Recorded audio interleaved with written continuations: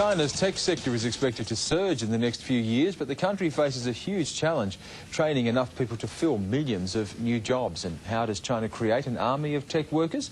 By calling in the overseas experts. We talked to Christy Stout now about a new approach to coach China's workforce. Hi, Christy. Hi, Stan. Thanks for that. In 1963, Chairman Mao Zedong asked China to learn from Lei Feng, the selfless communist soldier.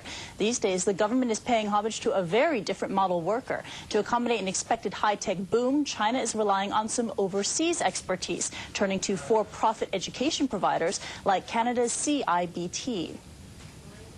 Education is unlike commercial enterprise. We bring in knowledge, skill, and basically social integration between two cultures. In fact, we've been very supportive by the Chinese government.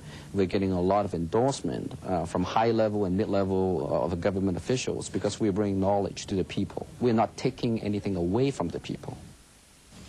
Starting in September, Chinese students will have access to overseas tech training priced for the local market. CIBT will offer a 2-year degree program along with the U.S.-based ITT and Beijing Polytechnic University. The course will be taught in English and officially accredited by the Chinese government. But the biggest challenge lies ahead, churning out enough talent to meet an expected demand of 20 million new high-tech jobs. Christy, is this saying overall that China's current tech education system is inadequate? It is inadequate to meet the expected surge of 20 million new high-tech jobs in the next 5 years. Right now, the Chinese education system to pump out tech workers is as follows. There are two paths. Number one, a very low-level training path that churns out very low-level technology workers. And number two, the 4-year traditional education university system, which is extremely elite. You could call it a severe meritocracy. And that's limited to an extreme few. So this kind of for-profit system would effectively extend the pool of talent. So this could be a potential gold mine for these for-profit